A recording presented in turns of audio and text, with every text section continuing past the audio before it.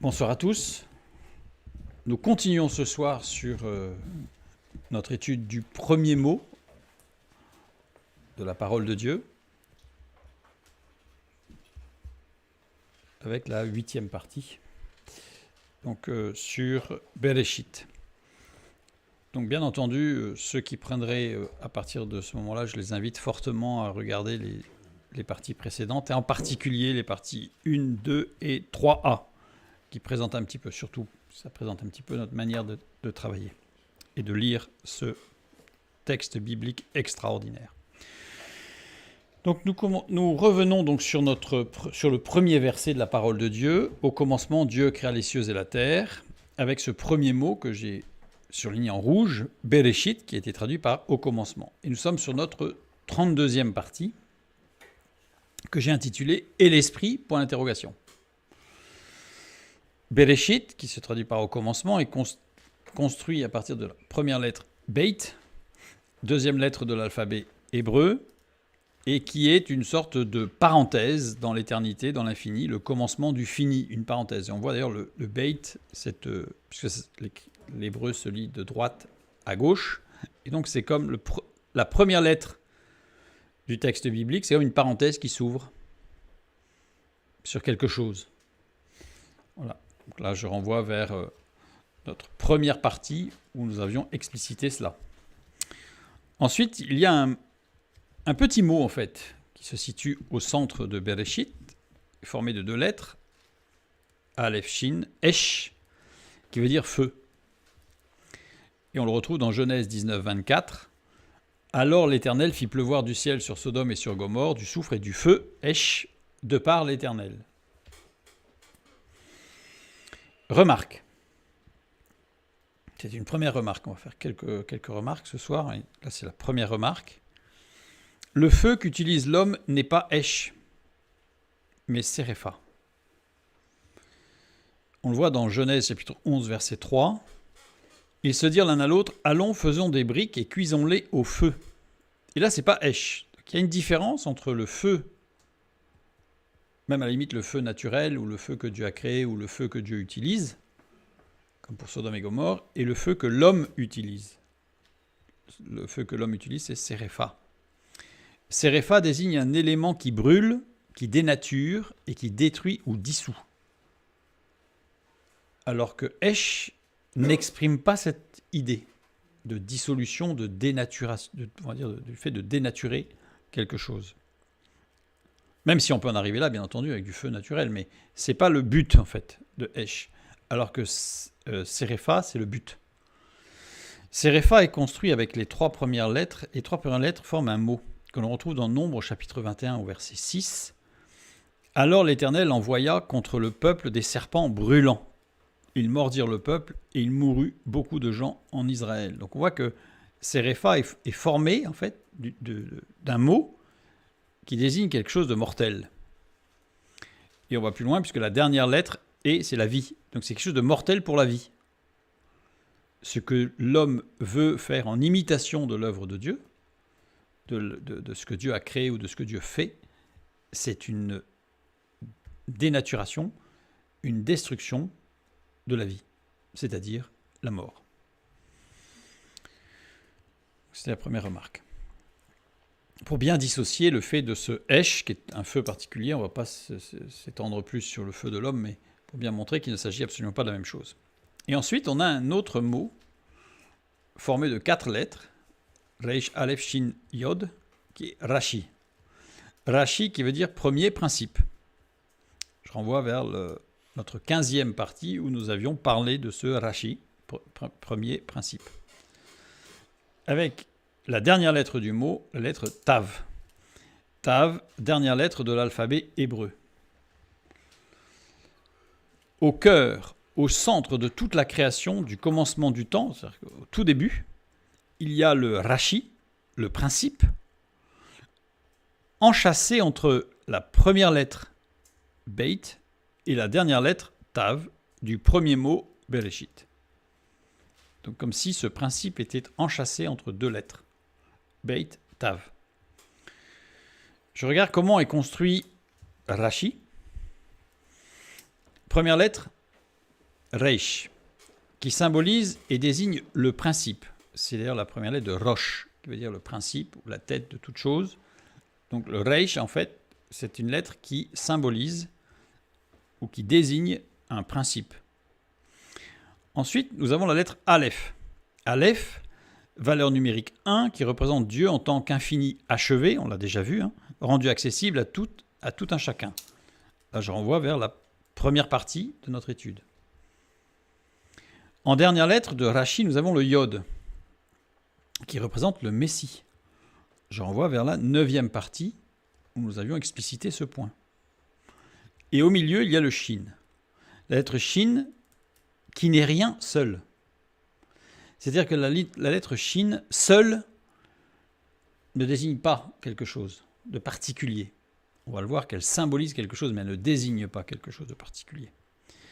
Mais attaché à Dieu, la lettre Aleph, l'unique, il forme le mot Esh, feu. Désignant alors le feu de l'esprit. Sans le Aleph, ce n'est pas le feu de l'esprit. Dans la désignation. Donc ça veut dire que, 1, dans Bereshit révèle que Dieu, Aleph, est au cœur du principe créationnel. Je renvoie vers la 2e partie que nous avons vue. 2. Bereshit révèle que le Messie, le Yod, est au centre du principe créationnel aussi, en tant qu'incarnation du Fils de Dieu. Bar Aleph. C'est notre 6e partie. Et ici, Bereshit révèle que l'Esprit de Dieu, Esh, Shin, Aleph, est aussi au centre du principe créationnel.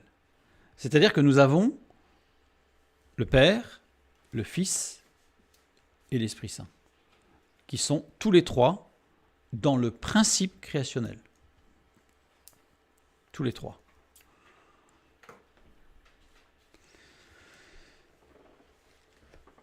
On va s'attarder un tout petit peu sur ce point-là. Sur Bereshit, en fait, Bereshit révèle la Trinité en action dès le commencement de la création. C'est-à-dire que Bereshit ne révèle pas un point théologique abstrait sur la Trinité, mais Bereshit va révéler ou révèle une action en réalité de la Trinité, ou la Trinité en action. Je lis Genèse 1, les versets 2 et 3, c'est-à-dire ceux qui suivent le premier verset introductif.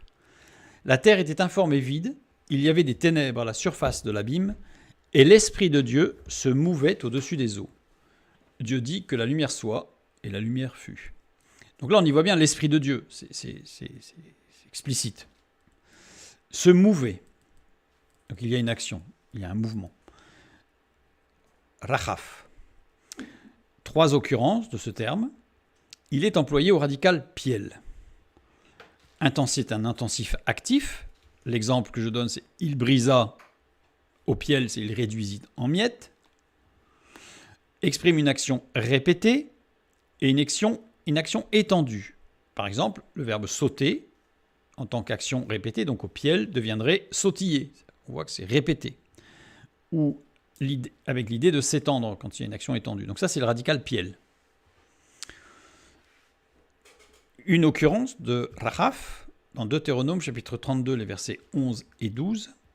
Pareil à l'aigle qui éveille sa couvée, voltige sur ses petits, déploie ses ailes, les prend, les porte sur ses plumes. L'Éternel seul a conduit son peuple, et il n'y avait avec lui aucun dieu étranger. C'est le verbe voltiger ici, qui traduit Rachaf. En fait, ce texte décrit l'action d'une mère envers ses petits, une mère aimante, veillante et constamment présente.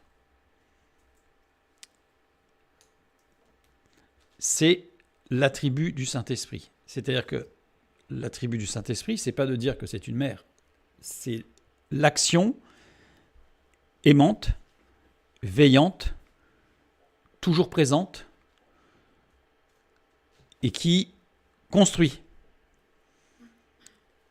l'action d'une mère.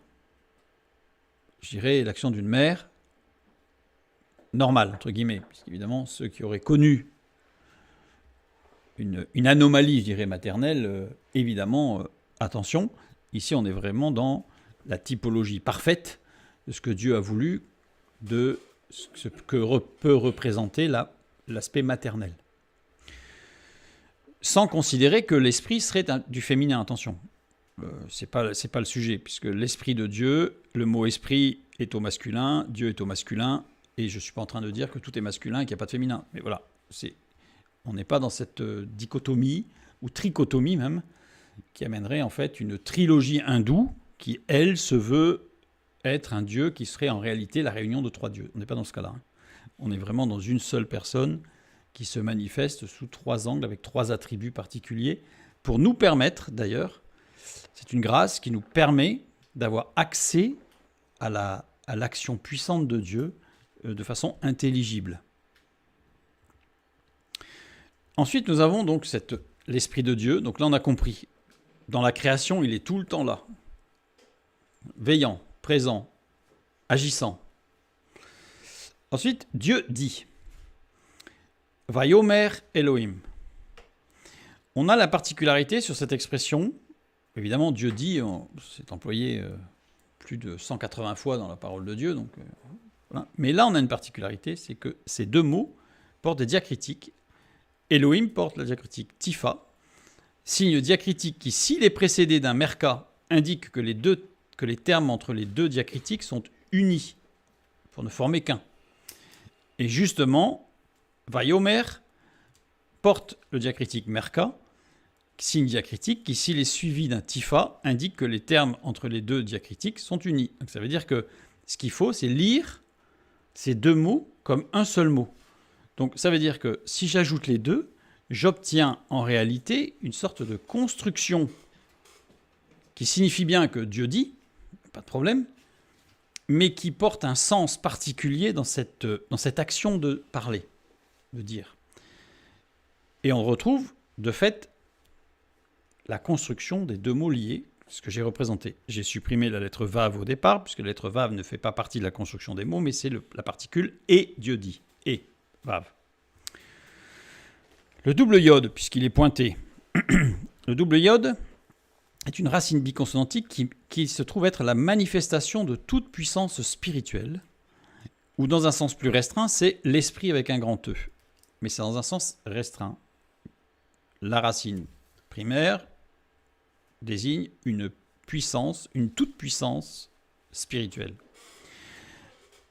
Aleph Meim, les deux lettres suivantes, développent l'idée de causalité passive et conditionnelle, de force créatrice.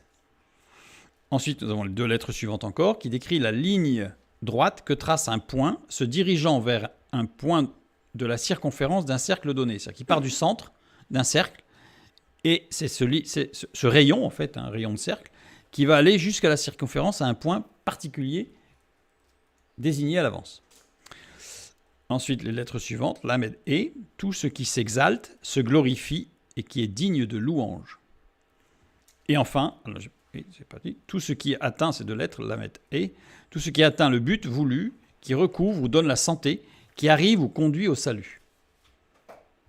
Et enfin, Yod Meim décrit quelque chose qui se manifeste universellement. C'est-à-dire qu'on est sur l'universalité. C'est quelque chose qui s'étend à tous. Nous avons ici description des attributs de Dieu le Père. Dieu le Père, qui est l'idée de causalité passive, c'est-à-dire causalité passive, ça ne veut pas dire qu'il ne fait rien, mais ça veut dire que c'est l'idée de celui qui génère, qui va générer la construction, la pensée de l'action. Je reprends l'exemple que j'ai peut-être déjà donné, à savoir que la Trinité, on pourrait faire un parallèle qui vaut ce qu'il vaut, bien sûr, entre la parole. Pour qu'il y ait une parole, pour qu'il y ait quelque chose de dit, il faut que la personne ait mis en action son cerveau pour construire ce qui va être dit avec une pensée. Cette pensée va se transformer par la génération d'un souffle au niveau des poumons, puisque sans souffle, il n'y a pas de parole. Et ce souffle va venir en action, en interaction avec les cordes vocales. Et c'est l'ensemble des trois qui fait qu'il y a une parole construite, audible et intelligible. Et donc évidemment, dans l'image que je donne, le cerveau, ce serait l'équivalent, on va dire, dans l'image de Dieu le Père, c'est-à-dire la causalité passive, puisque le cerveau, s'il n'a que l'idée, il ne se passe rien. Donc ce serait le Père. L'air qui sort des poumons, le souffle, évidemment, ce serait l'esprit. Et les cordes vocales, la matérialité qui va pouvoir transmettre le message intelligible et audible, ce serait le Fils. Voilà, c'est une image. C'est une image. Donc on l'a ici, dans ce Dieu dit, Elohim Vayomer, du fait qu'il y ait ces deux diacritiques, en fait, insiste sur quelque chose de particulier. Et on y retrouve dans cette chose particulière qui est mise en évidence. Il s'agit de la description des attributs de Dieu le Père. Petite remarque, j'ai dit qu'il y aurait plusieurs remarques ce soir. Petite remarque un petit peu intéressante, on va dire, sur le double iode. Nous savons que le iode représente le Messie, nous l'avons vu. Le iode doublé représente l'esprit, nous venons de le voir. Et le iode triplé est l'abréviation chaldéenne dans le Targum du tétragramme Yod et Vav et Dieu dans sa manifestation paternelle d'amour et de relation. Ça veut dire que le Yod, c'est le Messie, le Yod doublé, c'est l'Esprit, le Yod triplé, c'est Dieu le Père. Je trouvais que c'était une petite remarque sur la construction hébraïque qui est intéressante. Maintenant, on continue avec « Et la lumière fut ». Et la lumière fut. Premier élément, je dirais, de l'ordre créationnel direct. Que la lumière soit et la lumière fut. Le mot lumière, ici, c'est ovre. Ovre, on va faire un petit détour. On reprend ce mot ovre. Que la lumière soit et la lumière fut. Littéralement, on pourrait plutôt dire que la lumière soit fut, puisque en hébreu, il y a la simultanéité de l'ordre et de l'exécution de l'ordre. Donc, soit le mot lumière, c'est ovre. Ovre est formé par le noyau Aleph Reish avec un Vav en son centre. Aleph Reish, c'est tout ce qui tient du principe élémentaire naturel. C'est le premier élément créé puisque c'est l'élément primordial, fondamental de tout ce qui est naturel, nature, donc de la création. C'est pour ça que ça commence par cette lumière. Là, je renvoie vers l'étude sur la création, sur ce premier jour de création, pour avoir exactement le sens profond de cette lumière. Aleph Reish désigne quelque chose qui est fluide et qui ondule en s'écoulant. La lumière, corpusculaire et ondulatoire. Le Vav représente un mystère dans la langue hébraïque, car il est l'image du nœud qui réunit et ou du point qui sépare. Il est à noter que la lettre Vav ne se trouve jamais en début d'une racine biconsonantique. Pour la constituer, elle n'est qu'un élément inclus dans les mots pour les modifier, ou entre eux pour les joindre, ou encore devant des temps verbaux pour les changer. C'est-à-dire que la lettre Vav n'est pas structurellement une partie essentielle d'une racine biconsonantique. C'est quelque chose qui va venir compléter les choses. Le Vav qui représente l'homme. Et ce Vav peut avoir deux formes. Soit il a un point sur le dessus, soit il a un point en son cœur, on va dire, en son centre. Quand il a le point sur le dessus, c'est le signe de l'immatériel. Quand il a un point en son centre, c'est le signe de la conversion de l'immatériel dans le Aïn, le signe de ce qui est matériel, justement. C'est-à-dire que ce n'est pas le matériel, le Vav avec le point central. C'est ce qui est en cours de conversion de l'immatériel vers le matériel. Et le Vav avec le point en son centre désigne le lien de toute chose. Le lien de toute chose, ce qui est entre l'immatériel et le matériel. Si je prends le mot lumière avec un Vav sur le dessus, avec un point, le Vav avec le point sur le dessus. Ovre, toujours, ça se prononce pareil, sauf qu'il y a une petite subtilité. Alors, c'est l'action d'éclairer, l'action d'instruire, qui est liée à la vie, à la joie et à la grâce. Si maintenant je prends avec ce mot lumière, ovre, avec le vav, avec le point en son centre, j'obtiens quelque chose de différent dans son sens. C'est l'action de brûler, l'action d'aveugler, qui est liée à la mort, la tristesse, l'exécration. Ça change beaucoup de choses. Ce petit point change beaucoup, beaucoup de choses. Évidemment, dans le texte biblique de Genèse, chapitre 1, verset 3, le point est sur le dessus du vav. C'est une évidence. Une fois qu'on connaît le sens, je dirais que c'était évident. C'était évident. Voilà. Donc je renvoie vers l'étude sur Jésus qui dit « Je suis la lumière du monde », où tout ça, je l'ai explicité beaucoup plus en avant. Là, je n'ai fait qu'un tout petit résumé pour vraiment montrer que quand il est dit que la lumière soit, la lumière fut, le premier élément créationnel, en fait, il s'agit de, avec ce vav pointé sur le dessus, très important, c'est l'élément qui permet d'éclairer, l'élément qui permet d'instruire, l'élément qui est lié à la vie, la joie, la grâce. Ça rejoint Jean 9, 5. « Pendant que je suis dans le monde, je suis la lumière du monde. » Jésus qui parle. Et on va encore faire un petit détour parce qu'il faut vraiment expliciter ce que Jésus a dit là. Retranscrit en grec, « Pendant que je suis la lumière du monde ». Le mot « monde » ici, c'est « cosmos » en grec. Cosmos désigne l'univers, le monde ou l'ordre cosmique en se référant à l'ensemble de l'univers physique, y compris la Terre, les étoiles, les planètes. Je suis la lumière du monde, c'est cosmos. Cosmos qui est totalement différent d'un autre terme grec qui est aussi employé dans le Nouveau Testament et qui est aion. Aion désigne une période de temps, une ère ou un âge en décrivant une société, une civilisation, une éthique, un monde politique, etc. C'est-à-dire que quand Jésus dit « je suis la lumière du monde », il dit pas « je suis la lumière du régime politique actuel, je suis la lumière du régime sociétal actuel, je suis la lumière de la civilisation actuelle, ou je suis la lumière... » Non. Il dit « je suis la lumière du cosmos ». C'est-à-dire que quand il dit ça, il se réfère à Genèse 1, 3. Parce que quand on le lit comme ça, évidemment, en français, il peut y avoir confusion sur ce que dit Jésus. Et de fait, ça amène quelque chose, une autre réflexion importante. C'est pendant que. Parce que quand on lit la phrase « pendant que je suis dans le monde », on a l'impression que c'est pendant sa vie sur Terre. Or, si on comprend que c'est le mot cosmos et non pas aion, parce que si ça avait été aion, on aurait pu le comprendre dans ce sens, en disant pendant que je suis dans cette civilisation, cette culture, je suis la lumière. Bon. Mais là, c'est cosmos, donc dans tout l'univers. Ça n'a pas de... Il y a quelque chose qui ne va pas. Donc j'ai regardé du coup, pendant que, qu'est-ce que ça veut dire?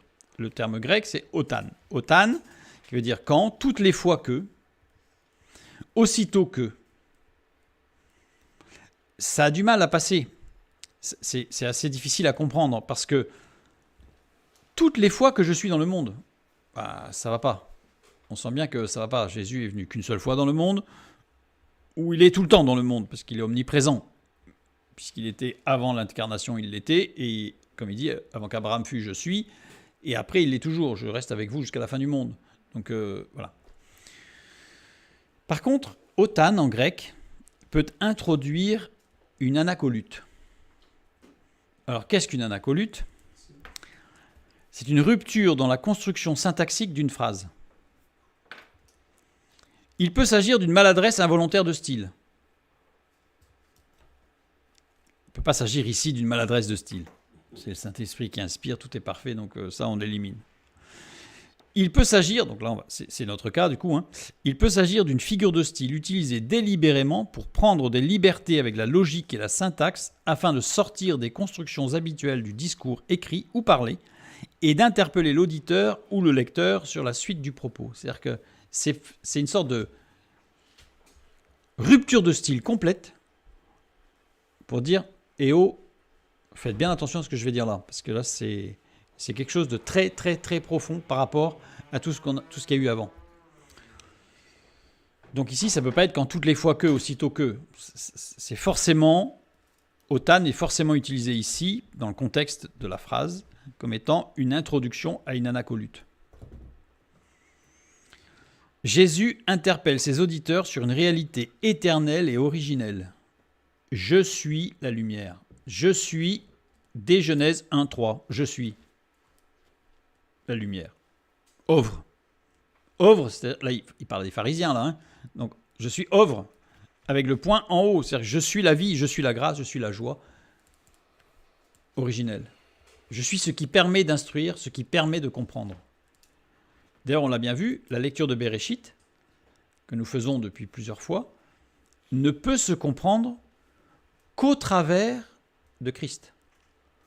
Si on n'intègre pas Christ comme filtre de lecture, Béréchit devient abscon.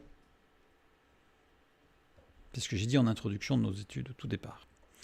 Donc, Jésus qui interpelle ses auditeurs sur une réalité éternelle et originelle, dès les premiers instants de la création, le Fils de Dieu est en action. Dès les premiers instants. Je renvoie vers justement l'étude sur la création, le premier jour, la lumière, pour avoir vraiment toute la profondeur de ce petit verset que la lumière soit, la lumière fut. C'est un petit verset qui se lit très vite, mais qui a une portée éternelle et universelle. Sachant qu'il est fortement conseillé de visionner au préalable la création, l'état originel, pour bien comprendre. Je préférais mettre ce détail, parce que si quelqu'un voulait visionner la vidéo, il vaut mieux voir la précédente avant celle-ci. Maintenant, il dit « Je suis la lumière du monde ». Fausse. Fausse. Grec. Lumière qui rend visible. C'est intéressant, parce que c'est la lumière qui rend visible. C'est pas la lumière qui pourrait aveugler, par exemple, mais c'est la lumière qui rend visible. Vous voyez, c'est subtil, c'est fin. Lumière, fausse, aussi la lumière de la connaissance, de la sagesse et de la compréhension, symbolisant la vérité qui éclaire l'esprit humain, dissipant l'ignorance et la confusion. On a ovre, en fait. Fausse, lumière de la connaissance. Là, c'est un copier-coller malheureux, puisque c'est deux fois la même chose. Donc voilà. Ici, je reviens donc sur mon Jean chapitre 9, verset 5, que nous avons lu. « Pendant que je suis dans le monde, je suis la lumière du monde. » On a fait ce petit détour pour aller voir cette parole de Jésus, ce qu'elle voulait dire exactement. Et donc, je pourrais, en tout cas dans le sens de notre étude de ce soir, en y ajoutant le verset 4 qui précède, parce qu'on a vu que c'est une anacolute, donc ça veut dire qu'il y a une rupture par rapport à ce qui a été dit juste avant. Donc ça ne peut pas être pris tout seul, en fait. C'est-à-dire que cette phrase toute seule, elle est déconnectée en fait de son contexte. Donc je prends l'ensemble et j'arrive à « Il faut que je fasse, tandis qu'il est jour, les œuvres que celui qui m'a envoyé, de celui qui m'a envoyé. La nuit vient où personne ne peut travailler. » Et j'ai remplacé le « pendant que » par « et oui », parce qu'en fait c'est comme c'est un... Je l'ai mis en italique parce que ce n'est pas une traduction littérale, mais pour montrer l'anacolute, pour montrer quelque chose qui « et oui », enfin, voilà, « et oui ». Je suis dans le cosmos, donc dans l'univers. Je suis la lumière de la cohérence et de l'intelligibilité de l'univers. Voilà ce que dit Jésus. Il faut que je fasse, tandis qu'il est jour, les œuvres de celui qui m'a envoyé. Et là, l'anacolute permet de dire, et l'œuvre de celui qui m'a envoyé, l'œuvre de Dieu, vous ne pouvez la comprendre et la percevoir que si vous regardez au travers de moi, parce que je suis la lumière de la cohérence et de l'intelligibilité de ce que Dieu fait. Ça a été notre travail de lecture de Béréchit. C'est-à-dire qu'en fait, la lumière de compréhension de Béréchit ne peut se faire qu'au travers du Messie et du Fils de Dieu incarné dans le Messie. Je reviens en fait sur Rachi. On remonte à chaque fois. Alors on s'est écarté. Je remonte maintenant petit à petit sur là où on était parti. Par rapport au Esh, et pour montrer, l'objectif était de montrer que Rachi, le principe, porte le mot, la lettre Reish, le principe de Aleph, Shin, Yod, c'est-à-dire le principe du Père, de l'Esprit et du Fils. Le principe même créationnel, c'est le principe de la Trinité en action, avec à chacun des attributs particuliers. Je lis Actes 2, 3 et 4. Des langues semblables à des langues de feu leur apparurent, séparées les unes des autres. Ils se posèrent sur chacun d'eux, et ils furent tous remplis du Saint-Esprit. Ils se mirent à parler en d'autres langues, selon que l'Esprit leur donnait de s'exprimer. J'ai pris ce texte pour montrer que il ne pouvait être autrement que le feu. Parce qu'on aurait pu imaginer pourquoi pas de l'eau, pourquoi pas des gouttes d'eau sur leur tête, enfin, on aurait pu imaginer toutes sortes de choses, pourquoi pas un souffle, du vent, ils auraient été décoiffés, enfin je sais rien. On aurait pu mettre... pourquoi le feu? Évidemment, le feu alors souvent on dit le feu qui détruit, etc. etc. Mais on voit bien que ça a fait appel à Esh, au principe même de ce feu qui construit. Mais cependant, on va quand même faire un petit détour pour aller voir un peu plus près ce texte, une fois de plus. C'est pour ça que je vous dis, on prend un peu de temps, mais parce qu'il faut vraiment comprendre le principe même de l'esprit, en fait, qui est dès le premier instant, dès le premier mot.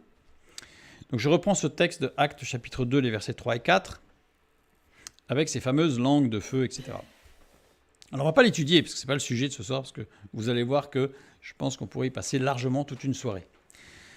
On va juste mettre les mots dans le bon ordre, séparer les unes des autres des langues semblables à des langues de feu. Parce que vous allez voir que c'est important, parce que sinon, en grec, c'est dans ce sens-là les mots. Les mots sont dans cet ordre-là. Et sinon, ça devient difficile à comprendre. Et justement, l'expression « séparer les unes des autres », en fait, c'est un seul mot, diamérizo. Diamérizo, qui veut dire distribuer, partager entre plusieurs bénéficiaires. Parce que quand on lit le texte, on a l'impression que les langues de feu ont été coupées pour faire plusieurs langues de feu. Mais le texte insiste sur le fait que le feu était distribué entre tous. Vous allez me dire, ça revient à peu près au même. En résultat, peut-être, mais dans les faits, pas du tout. Et vous allez voir surtout pourquoi. Des langues semblables à des langues de feu. Le mot langue ici, glossa. Alors glossa, c'est la langue, l'organe de la parole. Vous savez, ce que nous avons tous dans notre bouche et qui nous permet de parler. La langue. Donc si je prends littéralement, ça veut dire que ce n'était pas des flammes qu'ils avaient sur la tête, c'était des langues. Je ne sais pas si vous avez déjà vu une langue de bœuf dans un plat. Ça rend les choses beaucoup moins attirantes. Mais glossa veut dire aussi des idiomes, un langage, une langue propre à un peuple ou à une région. Parce qu'en français, c'est difficile, parce que c'est pas... Quand on parle la langue, si je dis ça tout seul, on ne sait pas si je parle de l'idiome ou si je parle de l'organe qui permet de parler. Alors que glossa, en fait, c'est pareil, c'est comme langue, c'est les deux. Mais le mot ici, grec, ne désigne pas une flamme.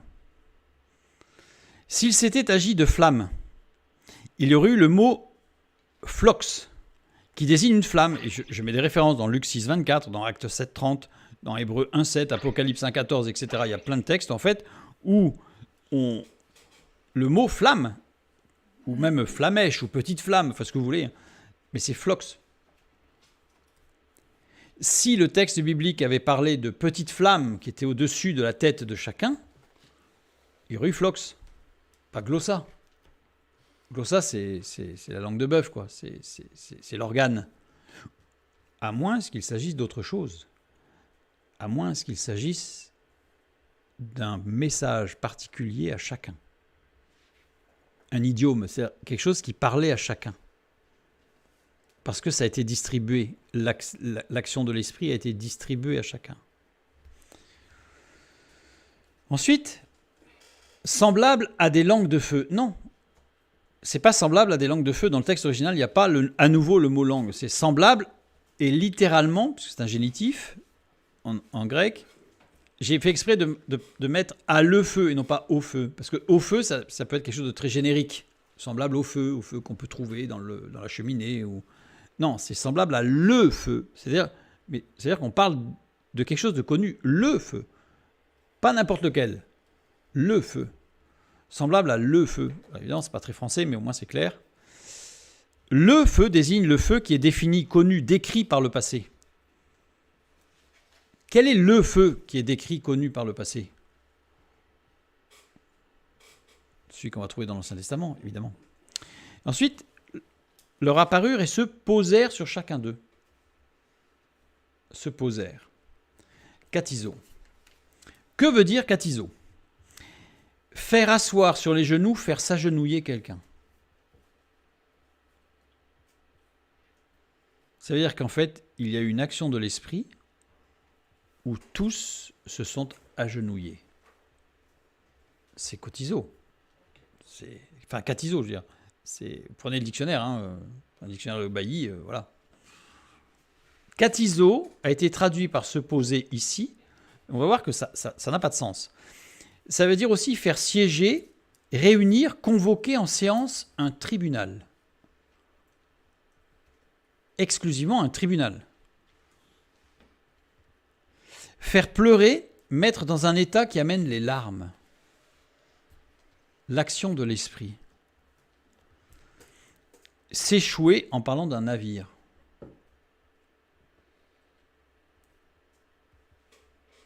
Donc, on voit bien qu'au travers de ce mot, il y a eu une action puissante auprès de ceux qui étaient présents, les 120, qui les a amenés en fait à s'agenouiller et à pleurer devant Dieu. Une fois de plus, je trouve ça dommage cette traduction parce que on a une image au contraire de joie, c'était presque exubérant quoi. Alors que littéralement, c'était pas l'exubérance. Les larmes, ça ne veut pas dire qu'il n'y a pas de la joie, puisqu'il peut y avoir cette paix profonde. Et d'ailleurs, il n'y a pas de notion, dans les larmes ici, il n'y a pas de notion de tristesse. Ça peut être de la joie, mais tout se fait dans la paix, en s'agenouillant devant la puissance et la grâce de Dieu. Là, c'est l'action de l'esprit. L'action de l'esprit, elle ne s'est pas retrouvée ici, ils ne sont pas mis à danser et à crier. Ils se sont agenouillés et chacun a pleuré. Je reviens sur le feu. Le feu qui est connu, puisque c'est à le feu, qui ressemble, semblable à le feu, ce feu-là. Eh bien, c'est le feu qu'on retrouvait dans Exode 3.2. L'ange de l'Éternel lui apparut dans une flamme de feu au milieu d'un buisson. Moïse regarda et voici le buisson était tout en feu et le buisson ne se consumait point. Là, on a le Hesh, c'est-à-dire le feu qui ne brûle pas, qui ne détruit pas. Et c'est l'ange de l'Éternel, c'est-à-dire que c'est une épiphanie, c'est le Fils de Dieu qui se manifeste. C'est ce feu-là. Hesh. Justement, Hesh. Donc ici, on a je reviens pour... Premier message qui parle de l'esprit, enfin, dans Bereshit, qu'on a vu là, le 32e, en fait, on y voit justement la définition de l'esprit qui est à l'œuvre dans la création, ainsi que le Père et le Fils. Voilà. Et je suis allé un petit peu pour montrer l'action de l'esprit que l'on trouve dès le verset 2, puisque l'Esprit de Dieu se mouvait au-dessus des eaux, et on voit cet aspect maternel, cet aspect chaleureux, cet aspect de vibration omniprésente qui construit, aimante, fortifiante, édifiante, etc. C'est l'action de l'Esprit qu'on a retrouvée dans le livre des Actes, puisque toutes ces personnes qui étaient présentes se sont agenouillées, mais parce qu'elles étaient dans une action de l'Esprit pour l'édification du corps de Christ, l'Église, puisque c'était le départ. Oui, comme je disais, sur ces deux versets de Actes 2, 3 et 4, il y aurait beaucoup à dire. Nous continuons sur le 33e point. Au commencement, Dieu créa les cieux et la terre, Bereshit. Cette fois-ci, 33e point, l'esprit, l'alliance, que j'ai donné comme titre. Bereshit, traduit par au commencement. On y trouve le Hesh, le feu, on a compris, l'esprit de Dieu, qui est le symbole de l'Esprit de Dieu. Je renvoie vers la 32e partie, celle qu'on vient juste de voir. Et le Hesh, il est enchâssé dans Bérit. Beit Resh Yod Tav. Il est au centre, le Bérit. Et Bérit, c'est le mot alliance. Genèse 15, 17 et 18, nous lisons. Quand le soleil fut couché, il y eut une obscurité profonde. Et voici, ce fut une fournaise fumante. Et des flammes passèrent entre les animaux partagés. Et en ce jour-là, l'Éternel fit alliance, Bérit, avec Abraham, et dit, « Je donne ce pays à ta postérité depuis le fleuve d'Égypte jusqu'au grand fleuve, au fleuve d'Euphrate. » La création est une alliance de feu. Dès le premier mot, toute la création est une alliance de feu, mais du feu de Dieu. Quand je dis ça, il y a une expression qui est utilisée, c'est pas ce sens que je voulais donner, et du feu qui vient de Dieu, c'est-à-dire du feu qui construit, qui ne brûle pas, qui ne détruit pas, comme le buisson. Esh. Le feu de l'esprit ne détruit pas. Il ne rend pas en cendres. Le feu de l'esprit purifie, certes, on va le voir tout à l'heure, 34e point, mais c'est une action qui construit. Exode 19, 18. La montagne de Sinaï était toute en fumée parce que l'Éternel y était descendu au milieu du feu. Esh, cette fumée s'élevait comme la fumée d'une fournaise et toute la montagne tremblait avec violence. Dieu, la puissance de Dieu ne se manifeste que dans l'esprit. Parce qu'il y avait l'esprit, parce que la montagne était en feu, Esh. Or, l'esprit est aussi symbolisé par la colombe, et la colombe qui, au moindre risque, au moindre problème, s'éclipse. La colombe ne se battra jamais. La colombe ne s'imposera jamais. La colombe, elle est accueillie ou pas. Donc s'il n'y a pas l'esprit, il n'y aura pas la puissance de Dieu. Exode 19, 18. La montagne de Sinaï était toute en fumée parce que l'Éternel y était descendu au milieu du feu de l'esprit. On pourrait dire, j'ai mis en mauve parce que ce n'est pas une traduction littérale, mais dans le sens, ou au milieu de l'action de l'esprit. Esh, parce que Esh, c'est l'action de l'esprit. Cette fumée s'élevait comme la fumée d'une fournaise. Luc 3, 16. Lui, il vous baptisera du Saint-Esprit et de feu. Parce que forcément, on ne peut pas être baptisé de l'Esprit s'il n'y a pas l'action du Esh en nous. C'est l'alliance. Ensuite, on a dans Genèse chapitre 15, les versets 19 à 21, Dieu qui va détailler son alliance de feu avec Abraham. On pourrait se dire que quasiment le texte suffisait, puisque au fait, des versets 17 et 18, il y a l'alliance, d'accord, et puis ensuite au verset 18, il décrit le pays à ta postérité, à savoir le pays entre le fleuve d'Égypte jusqu'au grand fleuve, le fleuve d'Euphrate. C'est-à-dire qu'on a l'Euphrate qui fait du nord et qui descend jusqu'à la mer Rouge sur le côté, donc il va délimiter nord et est. On a la Méditerranée qui délimite l'ouest et on a le Nil en fait qui délimite le sud. Donc on a une zone qui est géographiquement clairement définie. Et pour autant, Dieu va aller plus en détail, puisqu'il va le pays des Kéniens, des Kénisiens, des Cadmoniens, des Étiens, des Phéréziens, des Réphaïm, des Amoréens, des Cananéens, des Girgasiens et des Jébusiens. On est allé au bout. À quoi ça sert ? À quoi ça sert ? Eh bien, on va regarder rapidement, parce qu'on pourrait là aussi y passer du temps. Pourquoi détailler différents peuples ou différentes tribus habitant ces contrées en plus des limites ? Je reprends le texte avec toute cette liste. Si je prends les Kéniens, Kéni, littéralement les forgerons, vient de Caïn, qui veut dire possession, vient de Kouvn, qui veut dire immobilisation.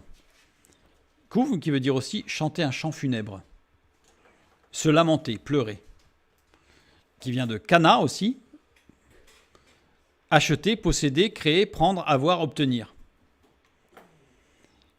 Dès le départ, Dieu dit « Je vais vous donner le pays des Kéniens », c'est-à-dire Dieu délivre du matérialisme, la sédentarisation excessive et de la gloire de l'auto-réussite, le self-made, on appelle ça aujourd'hui, qui amène en réalité immobilisme, pleurs, consternation et souffrance. Voilà une des actions de l'esprit de l'alliance de feu, de Berit, Esh, Bereshit. Dès le départ, Dieu porte une alliance qui délivre du matérialisme, de l'autosatisfaction dans la réussite, de l'immobilisme, des pleurs, de la consternation et de la souffrance. Les Kénisiens, Kénizi, descendants de Kénaz, qui appartient à Ken, racine primaire, Kof Nun, tout ce qui est envahissant, véhément. Et ça rejoint Romains 7, 19, car je ne fais pas le bien que je fais, et je fais le mal que je ne veux pas. Kénaz, chef édomite, Genèse 36, 15 et 42. Kenaz a rejoint Moïse avec le Ramassi, le Eretz Rav. J'ai mis entre guillemets parce qu'il ne s'agit pas de Ramassi en fait, de gens qui suivirent le peuple à la sortie d'Égypte et qui l'amenèrent à adorer le veau d'or.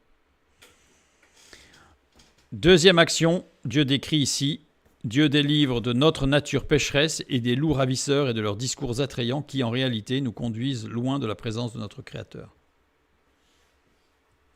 Deuxième action de l'esprit. On continue avec les Cadmoniens. Cadmoni, peuple de l'Est, qui vient de Cadmovni, ce qui est ancien, qui vient de Kadam, ce qui vient à notre rencontre, ce qui surprend, qui fait peur. Matthieu 6, 25. Ne vous inquiétez pas pour votre vie de ce que vous mangez, ni pour votre corps de quoi vous vêtir. La vie n'est-elle pas plus que la nourriture et le corps plus que le vêtement? Les vies ici, c'est psouché, souffle de vie, le souffle de vie. Dieu délivre des remords, l'Est étant la direction de sortie du Jardin d'Éden, et de la peur du futur. Dieu délivre des marques du passé, et Dieu délivre de la peur du futur. Entre guillemets, je dirais presque, Dieu nous fait le cadeau du présent, parce que le présent est un cadeau, c'est pour ça qu'on l'appelle présent. Restons dans le présent de Dieu. Je fais cette petite remarque aussi, je trouve extraordinaire quand on relit tout ça, qu'on se rend compte que toutes les paroles de Jésus, en fait, ne font que reprendre. Par exemple, ici, la parole de Matthieu 6, 25, ne vous inquiétez pas. Cela ne fait que reprendre tout ce que Dieu avait établi dans l'Ancien Testament à plein d'endroits. C'est pour ça que Jésus est dit, je ne suis pas venu abolir la loi, je suis venu l'accomplir. Les Étiens maintenant, Riti, descendant de Chet, qui vient de Chet, terreur, qui vient de Khatat, être brisé, s'épouvanter, avoir peur. Les descendants de Chet, ce sont les Hittites, appelés dans la Bible les Étiens. Le seul peuple à maîtriser la forge, les maîtres des armes en fer, raison pour lesquelles ils purent établir un très grand royaume, c'était les seuls qui avaient des armes en fer. Forcément, ils avaient la supériorité technologique, technique. Donc, ils ont eu un très grand royaume par conquête militaire, par mariage. Ésaü s'est marié avec des Étienne. Et Ramsès II aussi, par exemple, s'est marié avec des femmes hittites. Dieu délivre des puissants qui nous persécutent, de ceux qui poussent à faire de mauvaises alliances et des conséquences des mauvaises alliances conclues par innocence. C'est-à-dire qu'en fait, parfois, on fait des alliances par innocence, par méconnaissance, par naïveté, peut-être parfois par jeunesse. Mais Dieu nous délivre de cela aussi. Ce qui rejoint pas de remords sur ce qui a été fait avant, parce que ce qui a été fait avant, c'est du passé. Vivons dans le présent de Dieu. Quatrième action de l'esprit. Cinquième action de l'esprit, les Phérésiens.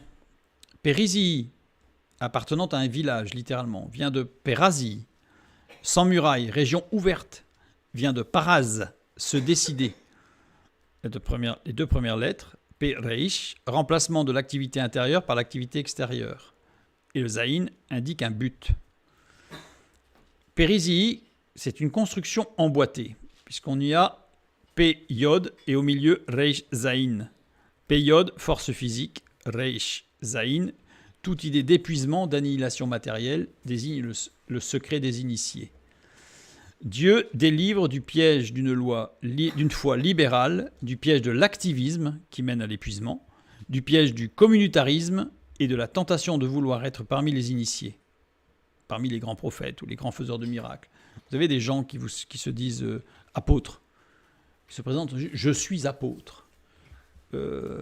Ça veut dire quoi en fait? Ça a l'air de sous-entendre qu'ils font partie d'une caste spirituelle supérieure. Je suis apôtre. Mais je souhaiterais connaître les fondements bibliques de ce genre d'attributions et de titres que les gens se donnent. Parce qu'il n'y en a pas.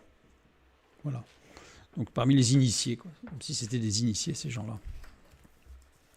Sixième action de l'esprit, les Réphaïm qui ont besoin de guérison, qui vient de Rapha, rendre salubre, Les enfants de Rapha étaient des géants. Étymologiquement, traduction d'Aquila de Sinope, 2e siècle. Ceux qui sont tombés. Ceux qui font tomber. Les Réphaïm. Je regarde la construction de Réphaïm. Les 2 premières lettres désignent une médiation de guérison, de rédemption, conduisant vers un mouvement de régénération. Et les 3 dernières lettres désignent un objet ou une personne formidable qui sort de sa nature. Dieu délivre du piège des mouvements de guérison, de régénération, de rédemption, conduits par des géants, entre guillemets, de la foi, du management et de la méditation, qui n'ont qu'une action favorable sur l'organisme et non sur l'être entier. C'est-à-dire qu'ils peuvent faire du bien physiquement, peut-être même émotionnellement, mais ce que Dieu veut, c'est esprit, âme et corps. On commence par l'esprit, et on descend l'âme, et on descend sur le corps. Or, toutes les techniques qui sont utilisées aujourd'hui, ça commence par le corps, puis l'âme, puis l'esprit.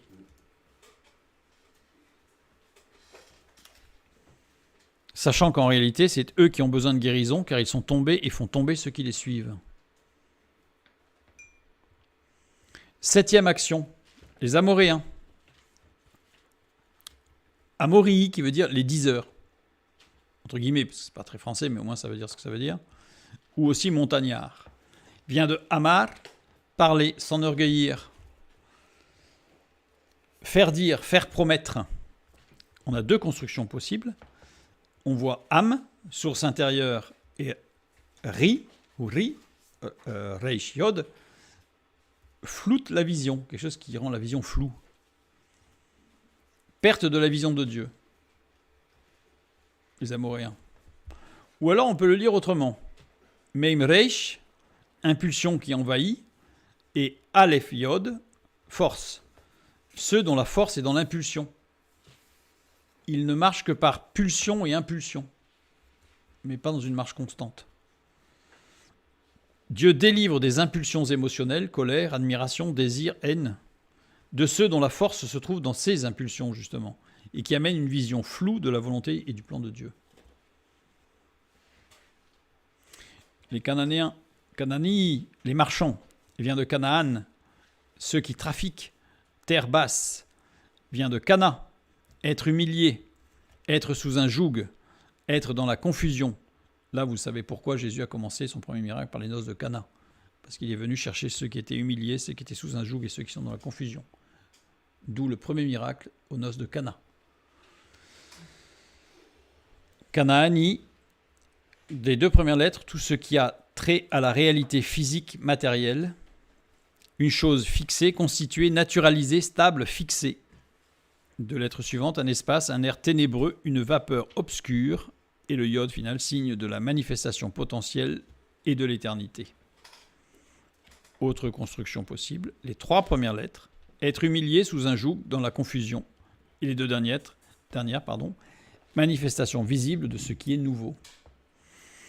Dieu délivre du joug de l'humiliation et de la confusion, provenant de ceux qui trafiquent au niveau matériel ou émotionnel et spirituel, autant les sédentaires, ceux qui se disent être rationnels et logiques, que les nomades, ceux qui sont émotionnels et affectifs, et il délivre du piège de la course à la nouveauté.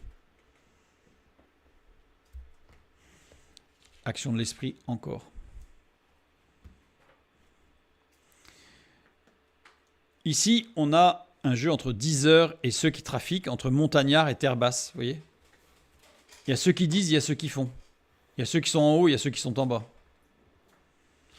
Avec une opposition forte.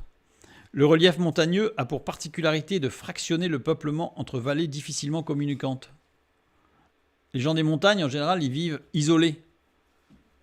Ils sont tous dans la même montagne. Mais ils sont isolés. Ils sont d'une vallée à l'autre, en fait, ils communiquent assez peu. Il en résulte une multiplicité des groupes ethniques aux us et coutumes spécifiques. Les isolements géographiques ont été peu propices à l'émergence de civilisations unifiantes. C'est intéressant de remarquer cela parce que vous avez des gens qui sont très spirituels, qui sont toujours sur la montagne. Mais en étant toujours sur la montagne, si tout le monde est toujours sur les montagnes, ça veut dire qu'en réalité, il n'y a pas d'unité. Dieu ne nous retire pas du monde. Dieu nous amène à être dans le monde. Avec des séjours à la montagne. Voilà. Pour s'oxygéner sur le mont Sinaï. Pour prendre du Hesh, du feu, là. Et en bas, les grandes plaines et les vallées ont pour particularité de concentrer le peuplement autour de structures urbaines plus ou moins importantes. Il en résulte une multiplicité de groupes aux us et coutumes identiques et standardisés. Les concentrations géographiques ont été peu propices à la reconnaissance de l'individualité spécifique. C'est-à-dire que du coup, on en perd l'individualité, c'est tout le monde pareil. Et Dieu n'est ni dans l'un ni dans l'autre. Et l'Église de Dieu ne doit être ni dans l'un ni dans l'autre. Les individus ont des vies analogues mais indépendantes, dans un cas. Et dans l'autre cas, les individus trouvent leur place et leur rôle dans une collectivité, mais ils n'ont plus leur individualité.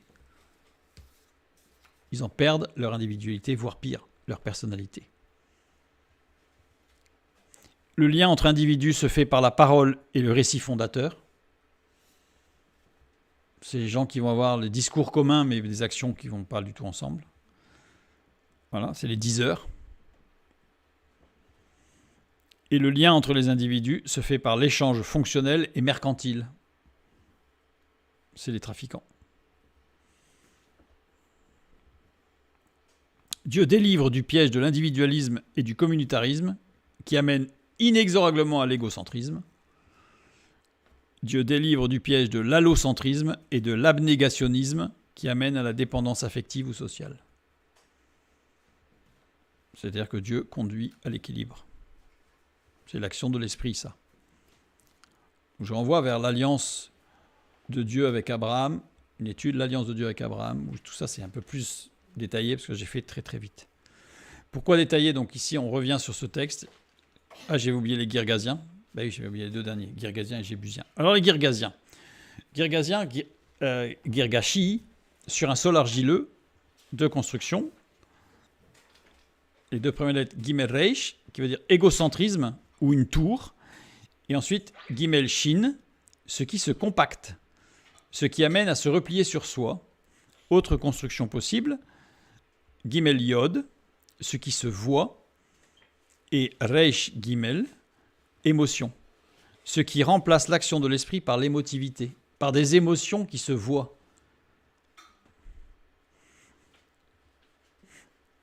Regardons la construction de Girgashi. Gimel désigne ce qui n'est pas spirituel. Reish Gimel, ce qui est de l'ordre de l'émotion. Et Shin Yod, ce qui est de l'ordre de l'émotion à nouveau. Donc on a une répétition, c'est-à-dire ce qui remplace l'action de l'esprit par l'émotivité. Ça, c'est les Girgasiens. Dieu délivre du piège d'une autoprotection égocentrique et individualiste, ainsi que du piège d'une marche charnelle portée par des émotions et par ce qui se voit et se considère. Et les Jébusiens, pour finir, Yeboufsi, foulé aux pieds, battu. Les deux premières lettres, cri, vocifération, hurlement de joie, de peur ou d'intimidation. Ensuite, Vav Samek, bruit que l'on fait en parlant à l'oreille, insinuation, suggestion. Et le Yod, symbole de toute puissance manifestée. Dépeint une durée matérielle qui utilisée en tant que voyelle. Le Yod peut être consonne ou voyelle. Les deux. Dépeint l'éternité si utilisée en tant que consonne. Et Yebusi devient Yerushalayim. Et Yerushalayim, on voit les deux premières lettres, toute idée de respect, de crainte, de révérence, de vénération. De lettres suivantes désigne le bruit confus de plusieurs paroles sont émis en même temps, donc c'est un brouhaha. La médiode désigne un élément liant, reliant et unifiant de façon visible et manifeste, donnant une direction sans terme à la vie. Donc sans terme, c'est la vie qui se continue tout le temps, en fait, c'est la vie éternelle, avec le même final, qui est l'universalisation. Dieu délivre des manipulateurs temporels ou spirituels, usant de manifestations de force et de puissance en intimidant, en jouant sur la peur ou sur l'émerveillement, ou en apprivoisant, en jouant sur l'euphorie ou la flatterie, et il apporte unité et union dans la clarification, c'est-à-dire la vérité. On voit les actions de l'esprit sont définies dès le départ, dans l'alliance avec Abraham. Et on va le retrouver évidemment tout ça dans le Nouveau Testament qui va être détaillé dans plusieurs actions. Donc ici, on a Dieu délivre de énormément de choses. En fait, c'est tout le plan de l'action du Saint-Esprit. Je pense qu'aucun de nous ne pourra dire « je suis nulle part de là ». De toute ma vie, j'ai jamais connu aucun de ces points-là. Parce qu'on est forcément dedans. Donc, c'est-à-dire que Dieu agit pour tous. La répartition est extraordinaire parce qu'on a la moitié, ce sont des actions intérieures, et l'autre moitié, ce sont des actions extérieures. L'équilibre de Dieu qui agit à l'intérieur et à l'extérieur.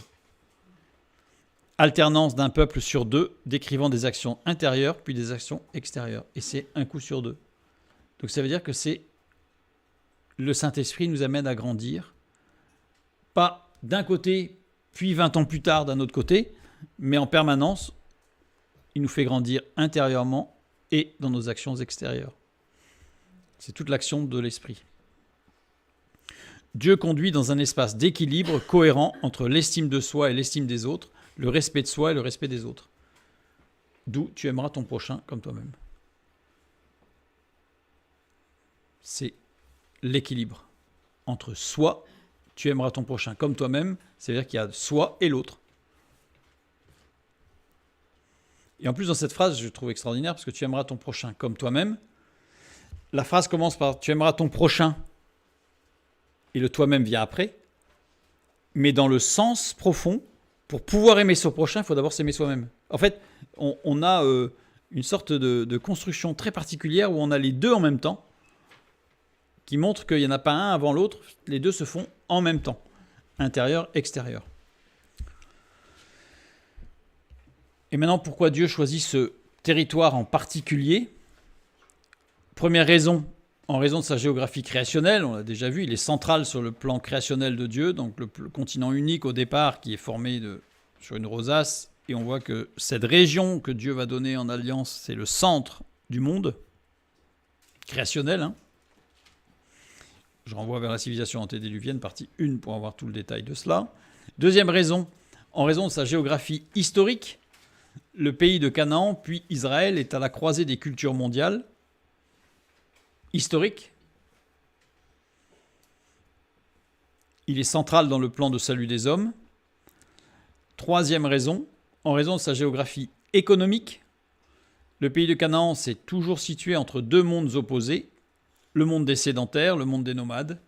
Le monde des sédentaires, le monde des nomades d'abord, sur la partie est et sud, c'est le monde qu'on va appeler Asie arabe, donc c'est le monde de gens des marchands, avec la route de la soie, etc. C'est-à-dire que c'est tous les gens qui circulent, qui échangent, qui parlent, qui discutent avec tout le monde.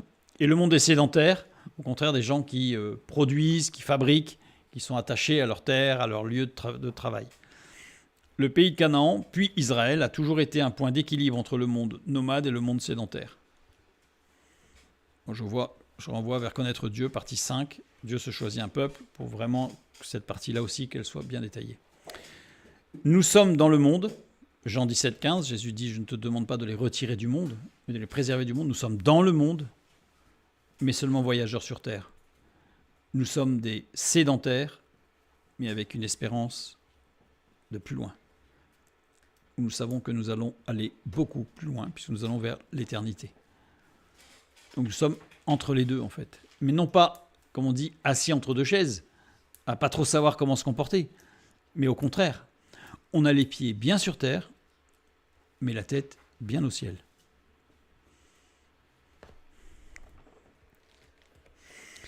Donc ici, cette alliance de feu, elle est toute explicitée en fait par la suite, très rapidement, par l'alliance avec Abraham, ce Berit Esh, qui se trouve dès le premier mot dans la parole de Dieu. Donc déjà là, il y a tout le programme. Hein. Il y a tout le programme là.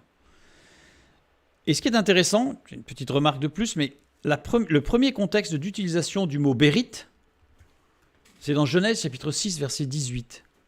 Mais j'établis mon alliance avec toi, tu entreras dans l'arche, toi et tes fils, ta femme et les femmes de tes fils avec toi. C'est Noé. La première fois qu'il y a le mot Berit qui est employé, c'est pour le salut. C'est le salut. Au travers de l'arche du déluge, mais c'est le salut qui est offert. Et le deuxième contexte d'utilisation du mot bérite, c'est la sanctification, c'est Genèse 15. Donc on a bien cette dynamique de l'alliance de Dieu qui se construit par le salut et la sanctification, comme on l'a déjà vu, le royaume de Dieu, le royaume des cieux. Je renvoie vers l'étude, y a-t-il une différence entre le royaume de Dieu et le royaume des cieux, pour vraiment comprendre ce que je viens de dire si vous n'avez pas vu cette vidéo. On va aller sur notre dernier point pour ce soir, le 34e point. L'esprit agent nettoyant, je vais appeler.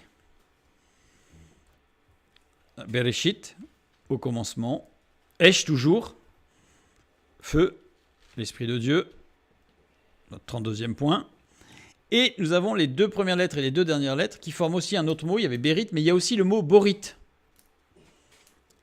qui peut être traduit par nettoyant. On le retrouve dans Jérémie 2, 22. Quand tu te laverais avec du nitre, quand tu emploierais beaucoup de potasse, ton iniquité resterait marquée devant moi, dit le Seigneur l'Éternel. C'est l'agent nettoyant, par excellence. 1 Jean 1, 7. Mais si nous marchons dans la lumière, comme il est lui-même dans la lumière, nous sommes mutuellement en communion, et le sang de Jésus, son Fils, nous purifie de tout péché. Par la foi, nous pouvons être purifiés par l'œuvre de Jésus-Christ. C'est le salut. Mais ça va plus loin. Jean 8, 31 et 32. Il dit aux Juifs qui avaient cru en lui, « Si vous demeurez dans ma parole, vous êtes vraiment mes disciples. Vous connaîtrez la vérité, et la vérité vous affranchira. » Vous connaîtrez la vérité. La vérité conduit à la repentance. Quand on connaît la vérité de son état de pécheur, quand on connaît la vérité, par exemple, des conséquences de certaines choses que nous avons faites, autant vis-à-vis de Dieu que vis-à-vis de notre prochain, on se repent. La repentance conduit à la confession. Confession à Dieu d'abord, bien sûr. Et la confession conduit à la guérison. Et être guéri, c'est être libre. En fait, nous avons la vérité qui conduit, la repentance qui conduit, la confession qui conduit, ça c'est la conduite de l'esprit. Et la repentance, la confession, la guérison, c'est l'action de Jésus-Christ dans nos vies. L'agent nettoyant, ce n'est pas celui qui nettoie. Vous prenez une casserole sale que vous mettez dans l'eau et vous mettez du produit nettoyant et vous partez, vous revenez une semaine après, la casserole sera-t-elle propre? Non. Il y a l'agent nettoyant, mais il y a l'action de nettoyer. Le Saint-Esprit est l'agent qui va nous permettre, au travers de la conduite, de laisser la vérité en nous, éclairer les choses, ce qui va nous amener à la repentance en Christ. Cette repentance en Christ va nous conduire par l'action de l'Esprit à la confession. La confession, c'est avec Christ. Et cette confession va nous conduire par l'Esprit à la guérison. Et la guérison, c'est en Christ. Donc on voit bien que c'est indissociable en réalité. Indissociable. Et le plan de tout ça, c'est Dieu le Père, évidemment. Évidemment. Je finirai par 2 Timothée 3, 16 et 17. Toute écriture est inspirée de Dieu et utile pour enseigner, pour convaincre, pour corriger, pour instruire dans la justice, afin que l'homme de Dieu soit accompli et propre à toute bonne œuvre. Et je finirai par Proverbe 25, 2. La gloire de Dieu, c'est de cacher les choses. La gloire des rois, c'est de sonder les choses. Et comme je le dis, nous sommes fils de roi, nous sommes co-héritiers de Christ. Que Dieu nous conduise dans sa gloire et que nous puissions sonder les choses par l'Esprit pour être conduits dans la vérité qui nous amènera à Christ. Que Dieu vous bénisse et à bientôt.